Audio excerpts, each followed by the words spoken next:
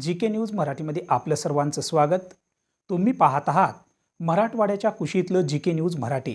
आता घेऊ विविध क्षेत्रातील राजकीय, सामाजिक, आर्थिक, कृषी आणि क्रीडा व तसेच शैक्षणिक विषयी घडामोडींचा आढावा। चला तर वळूया पुढील बातमीकडे। आता बातमी आहे नांदेडच्या किनवटमधून। किनवट तालुक्यातील शिवणीच्या दाट जंगल परिसरात सध्या मोहफुलांचा सुगंध दरवळत असून ऐन उन्हाळ्यात आदिवासी बांधवांसाठी हा हंगाम रोजगाराची संधी घेऊन आला आहे। जंगलातील पानझड सुरू होताच मोहाच्या झाडांवरून फुले गळण्यास सुरुवात झाली आहे। आयुर्वेदात महत्त्वाचे स्थान असलेल्या मोहफुलांना औषधी गुणधर्मांमुळे विशेष मागणी आहे।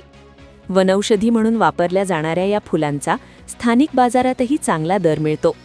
त्यामुळे जंगलालगतच्या गाव, वाडी आणि तांड्यांमधील नागरिक मोठ्या प्रमाणावर मोहफुले गोळा करताना दिसत आहेत। विशेष म्हणजे या कामात महिलांचा सहभाग लक्षणीय आहे।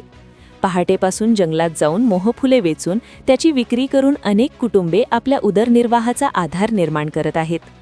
दरवर्षीप्रमाणे यंदाही मोहफुलांचा हंगाम आदिवासी भागातील नागरिकांना आर्थिक दिलासा देणारा ठरत असून नैसर्गिक साधनसंपत्तीवर आधारित हा पारंपरिक उपजीविकेचा मार्ग अधिक बळकट होत आहे।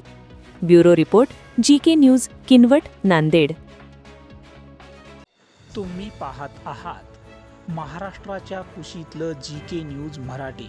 सात जनतेची, भूमी महाराष्ट्राची।